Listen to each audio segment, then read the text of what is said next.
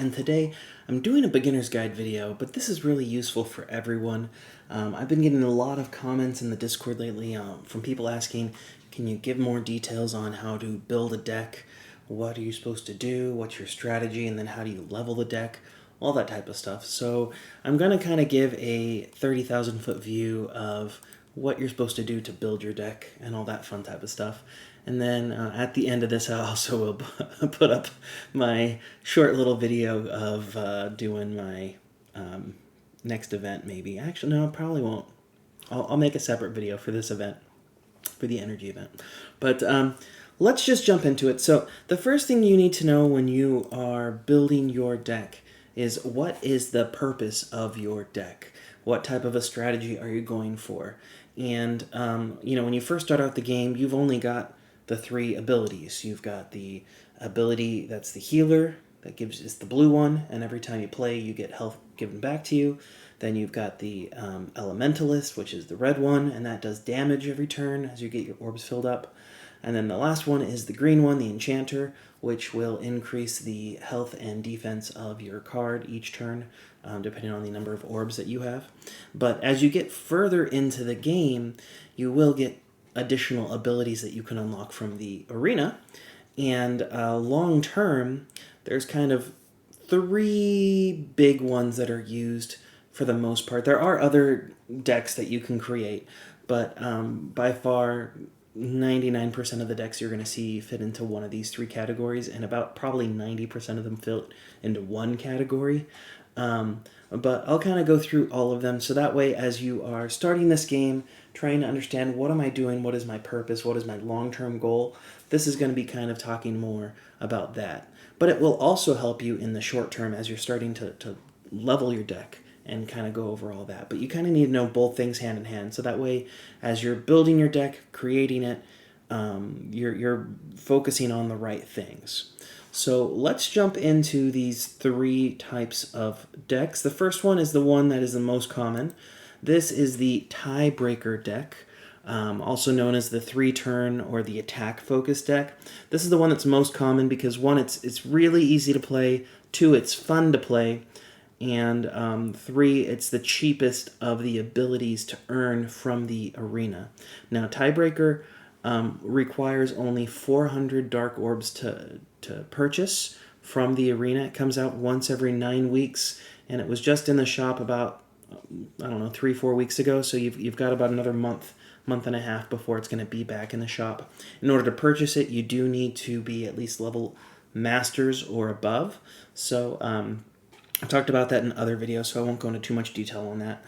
But the whole idea with the tiebreaker deck is that you want to get 5 orbs as quickly as possible, preferably at the end of your second turn, and then you're going to be playing high attacking cards. So I have some examples here with Hydrobot there. This is obviously, these are Onyx versions, but you can get the idea that you want to play high attacking cards because you don't really care about your health so much as getting your opponent's health down. So Hydrobot's a good one, 39, 34, that's the highest total stat line in the game. Unstoppable Force, another good one, 43 attack, it's one of the higher attacks. Claws is the highest attack. I just couldn't get a screenshot of it when I was trying to make some photos, so I just took what I had. But Claws is with Prehistoric and Sword, and that's a 44 attack, but Unstoppable Force is a 43. Meteor is another one that's very common, you'll see often, and Death Ray too. I don't think I have a photo of that here either, but a 42 attack, and Shadow Prelate, a 41 attack. So these are all very high attacks. They're trying to do damage to your opponent. Again, the idea is you want to get your orbs up to 5 while doing as much damage as you can in those first 2 turns, so that way on turn 3, you can use your Sniper or your Poisonous Prince or your Dragonfire, something with a 36 attack if you can. If not, Monster Slayer is a 35 attack. Mad Bomber's also got a 35 attack. You want to do the most damage possible, because with a tiebreaker deck, it doesn't matter if your health goes past 0, so long as your opponent's health goes past 0, because tiebreaker will make all ties a win for you. So that's why this is a very easy entry-level one for you. Your health doesn't matter as much because at 30 health, you could go against someone with 55 health with a tiebreaker deck and beat them, so long as you have the right cards being played. Now, one of the things that can be difficult for someone with lower health, though, is if you go against an opponent that has these cards and you don't have these cards, you might get 1 or 2 shot from them. So when you first get tiebreaker, you might have to do a little bit more of the middle of the road combos, like a 35-35 or even a 30-30, or whatever you have, just so you can keep your health up. And so with that being said, it actually behooves you to fight against opponents that are red, because you'll be able to get their health down easier, but obviously they'll get your health down easier too. Or someone with green. Blue is going to be a harder deck to fight, just because a healer is healing while you're trying to do damage to them. Now this, like I said, is not the only strat, but it's easy to learn and it's extremely popular. Most people use a tiebreaker deck just because it doesn't take the best of cards to get started, and it's relatively forgiving if you make mistakes or if you get your health down low, because, again, you just need to get your opponent's health to 0. It doesn't matter what your health is. Those 3 turning in the endgame put in resources to afford a deck of strong 30 fused Onyx combo cards, and usually we have 5 or 6 final form cards. So I have 3 snipers, I have 1 Dragonfire, and then I actually use 2 Mr. Pims, just because I like to balance out my attacks and my defenses, so this is a nice way for me to do that. So that's the tiebreaker deck, but there are 2 other. The next one's kind of the exact opposite of a tiebreaker deck, where you're trying to do as much damage and get your opponent's health down as quickly as possible and hopefully finish the game in 3 turns. This one is called the lobotomizer or the stall deck. So lobotomizer, like I said, is the exact opposite. You are trying to make combos that have a high defense. You want to use the lobotomizer skill, which is the one with the scissors there. Now this one does cost a lot more than tiebreaker. I don't remember the amount off the top of my head, but there's 3 levels to it. So the first level of lobotomizer, let me get the information for you guys, since I'm talking about it. I don't want to give you wrong information here.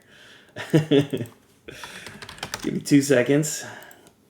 We just have to type the word arena into the FAQ here. Okay.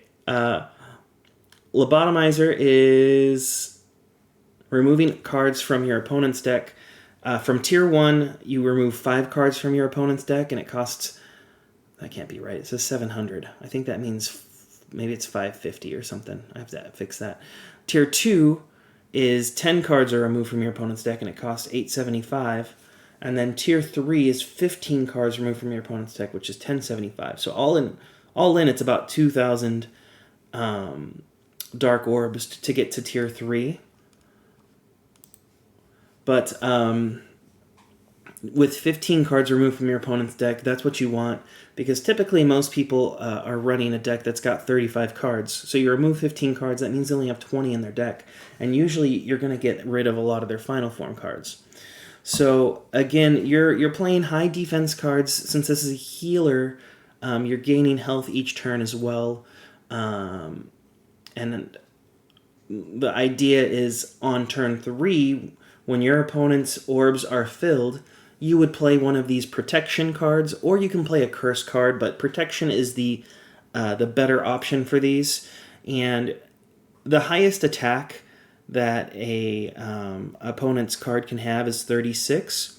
So those first 3 cards I got there, Bomb Shelter, Space Ghosts, and Immovable Object, all of them, if they get played when someone plays a Sniper or a Poisonous Prince or Dragonfire, you will take 0 damage on that turn, because you will have more defense, because all of these cards double their defense. That's what protection cards do. It's kind of the opposite of a critical strike that doubles its attack.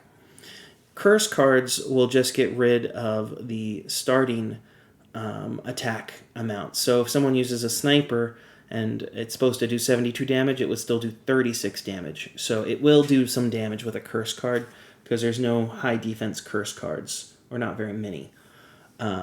So that's why I prefer protections when you're using a lobotomizer deck, but it still could be viable. So you're three turning while you're using Protect or Curse Final Forms. The idea is to make your opponent run out of their cards while you're tanking the hits. So you've got high defense cards. Again, since they only have 20 cards in their hand, it's going to be 10 turns. So it takes a little bit longer than a tiebreaker where it's only 3 cards or 3 turns for that. This is going to be a 10 plus round. Those that have been successful on offense have had extremely high win rates. In fact, you can probably, if you choose the correct opponents, you could go through the whole season of Arena without losing at all if you use the right lobotomizer deck.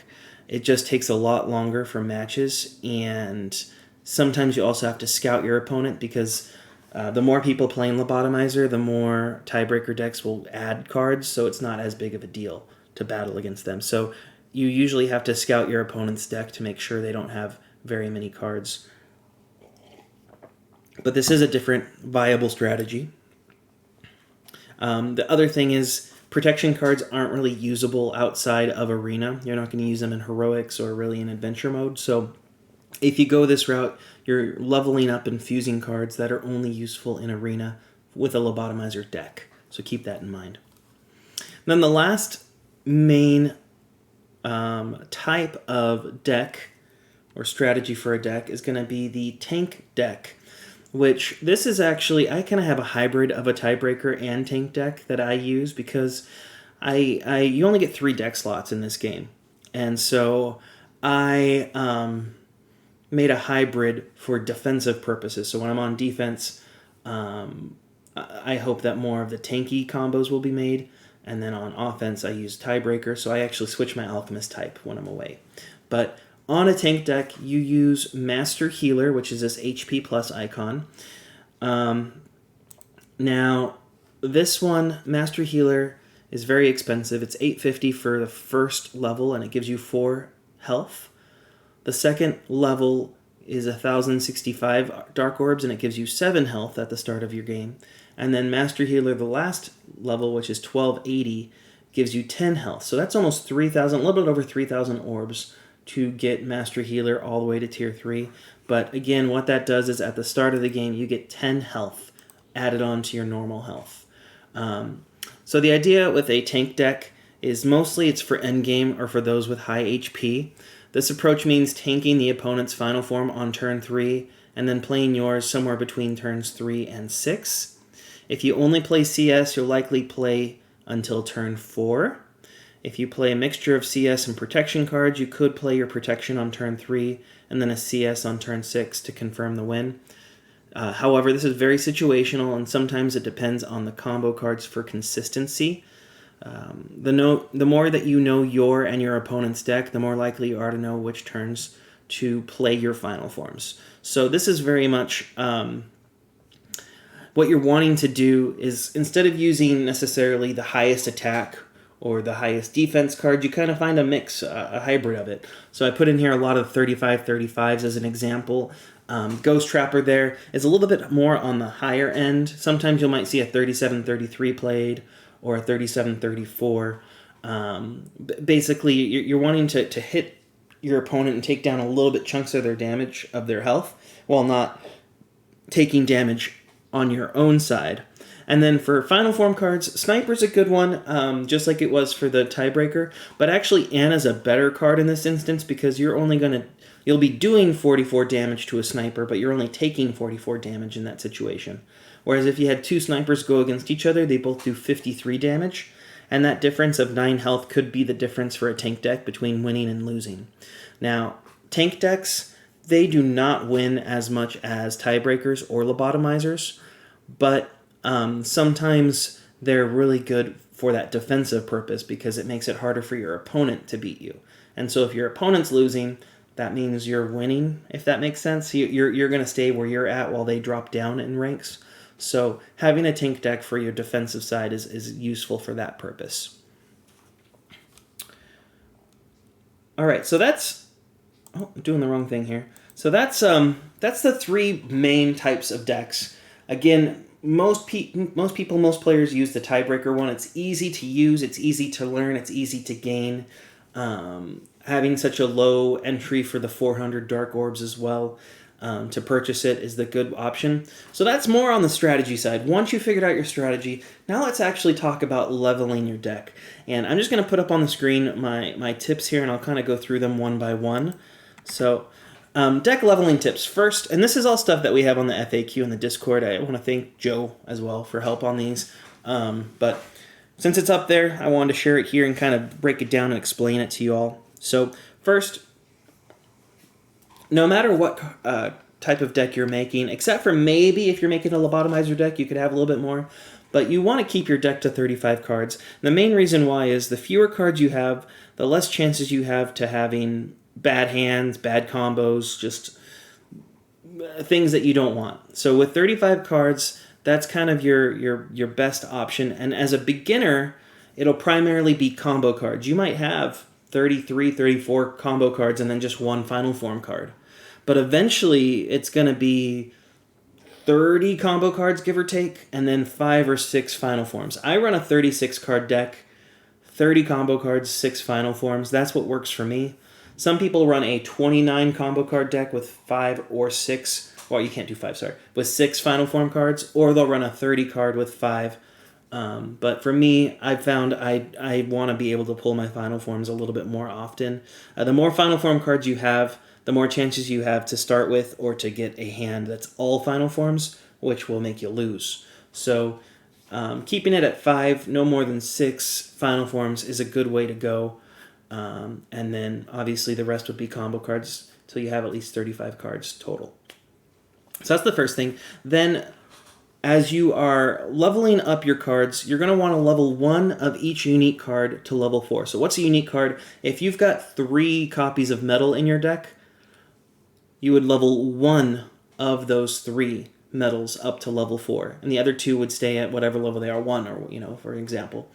And then you go and you have 2 superheroes, you'll level 1 of them up to level 4. And the other one stays at level 1 to start.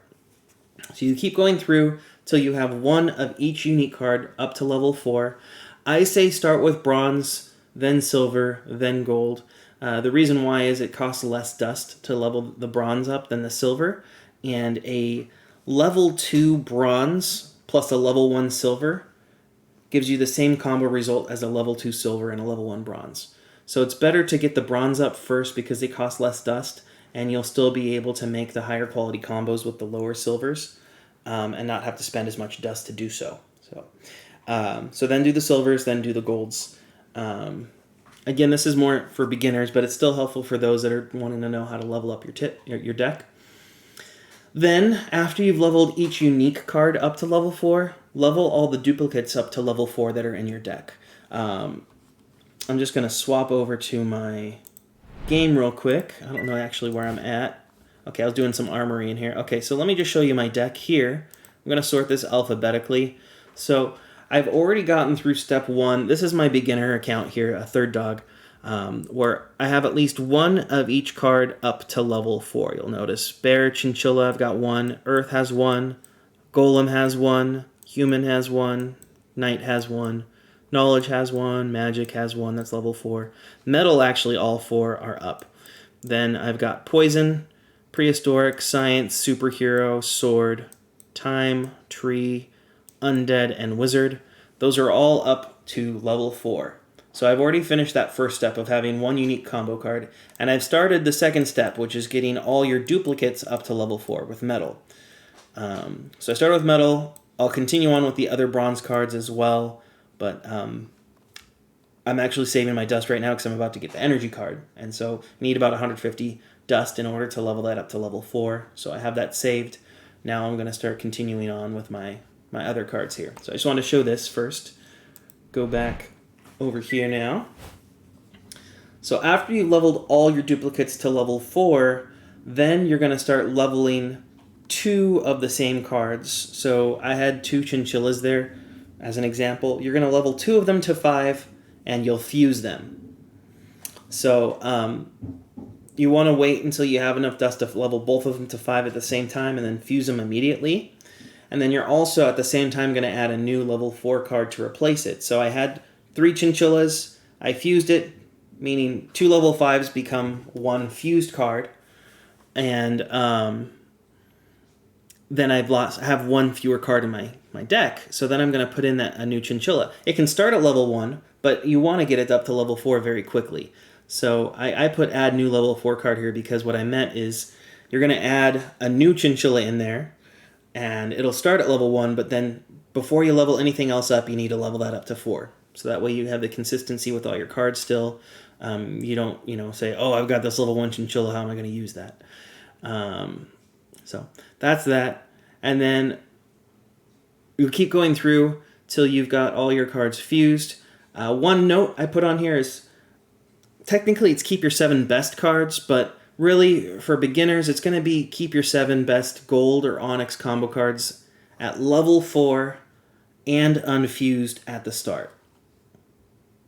And let me explain why. We have a whole video on the Arena AI and how it works. I will put that in the description here because Mr. Anderson went into deep detail, but basically it's better to keep your cards that are level 4, or your good cards level 4 and unfused, because if you put it to level 5, your AI will play stupidly and say, oh, this is a strong card. I'm going to combine it with any other card, basically.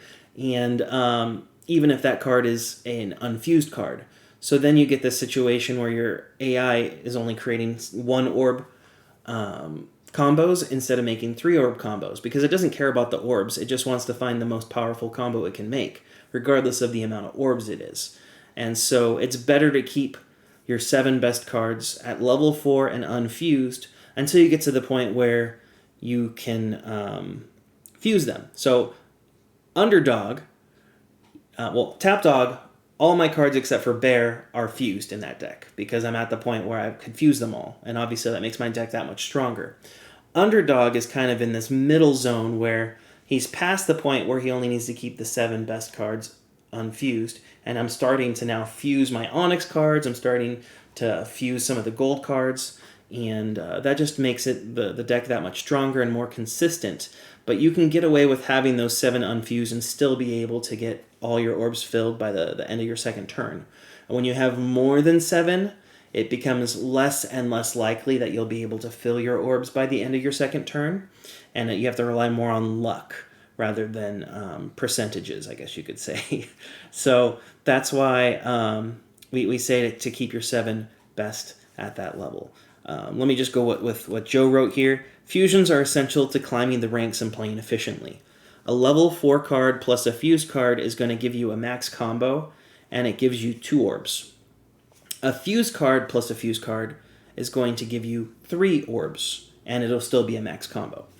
Using this system of 2 orbs plus 3 orbs on your first 2 turns is the most basic stage of 3 turning. It's actually better to use the fused and fused card first because you'll get 1 extra health or damage to your opponent if you do the fused combo first. Because you'll have 2, you create 3 orbs, 7 unfused cards let you spare some strong cards from being fused at first, as well as dust and money, while consistently still being able to get all your orbs filled by the end of your second turn. So that's kind of my quick little ramble for you guys on deck strategies and leveling up your deck. But this is kind of a beginner's guide, but not really at the same time. But I wanted to share it with everyone, so I hope you enjoy this. If you have any questions about leveling your deck or how to improve it, please leave them in the comments. I will try to do my best to answer them. But I do hope you enjoyed this, and I'll talk with you real soon.